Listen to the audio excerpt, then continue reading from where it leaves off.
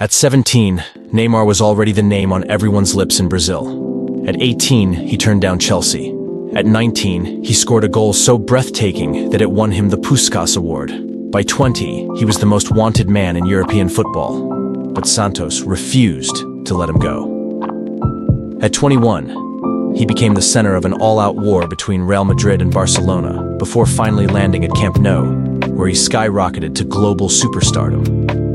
He became PSG's most expensive signing ever. But then, injuries began chipping away at his career. There was a time when Neymar was unstoppable, pure fire on the pitch. But his journey wasn't paved with gold. Neymar's childhood was tough. His family struggled so much that they couldn't even afford cookies, and there were nights without electricity because they couldn't pay the bills.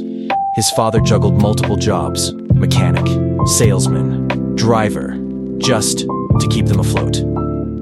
Yet, through all the hardships, one thing never changed: Neymar's love for football. A ball was all he needed to be happy. He played everywhere, on the streets, in alleyways, on any patch of open ground he could find. And then there was futsal. That tight, fast-paced game shaped Neymar into a magician with the ball, forcing him to navigate impossible spaces with dazzling footwork.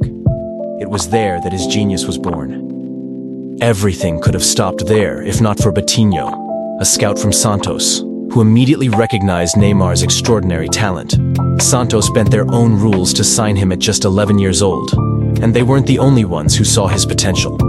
At 14, Real Madrid flew Neymar and his father to Spain for a trial. They introduced him to legends like Zidane, Beckham, and Roberto Carlos.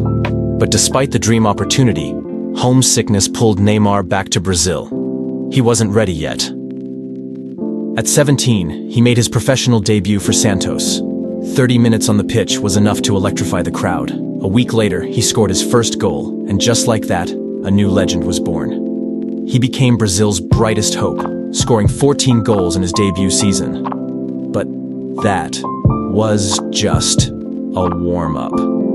By 2010, he exploded onto the scene with 42 goals in 60 games, leading Santos to major titles and establishing himself as the most exciting young talent in the world. Then came the Copa Libertadores in 2011, South America's most prestigious competition. Neymar was the driving force behind Santos's triumph, scoring 6 goals and leading them to their first Libertadores title since the days of Pelé. The world was watching. Chelsea and Real Madrid launched offers, but Santos refused to sell. Neymar wasn't just a player, he was the face of Brazilian football.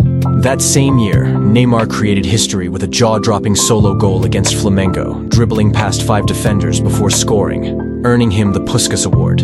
At just 19, he was already a global superstar. But fame came with controversy. His arrogance led to clashes with coaches and teammates. In 2010, he openly defied his coach over a penalty decision, a move that got his coach fired. It was clear, Neymar wasn't just a rising star, he was already a king at Santos. By 2012, he had reached untouchable status.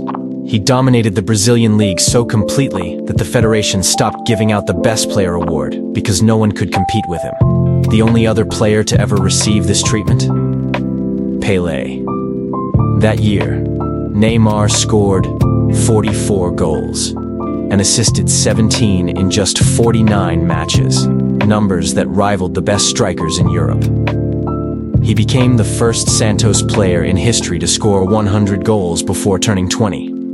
Even while playing in Brazil, he ranked 13th in the FIFA Ballon d'Or. Neymar wasn't just a footballer anymore. He was a cultural icon. He appeared on the cover of Time magazine, the first Brazilian player in decades to achieve that honor. European giants lined up with €100 million offers, but Santos held on as long as they could. Eventually, in 2013, Neymar made the leap to Barcelona in a blockbuster €88 million deal. But before leaving, he gave Brazil one last unforgettable moment, dominating the 2013 Confederations Cup. In the final, he tormented Spain's legendary defense, scoring and assisting in a 3-0 victory.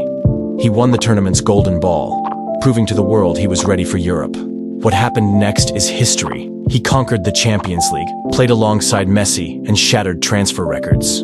But in chasing greatness, he lost something. His freedom, his wild creativity, the fearless joy he once had at Santos.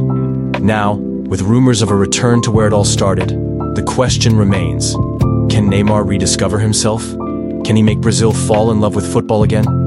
No one knows. But one thing is certain, Neymar at Santos was the purest, most electrifying version of himself. And that's the Neymar the world fell in love with.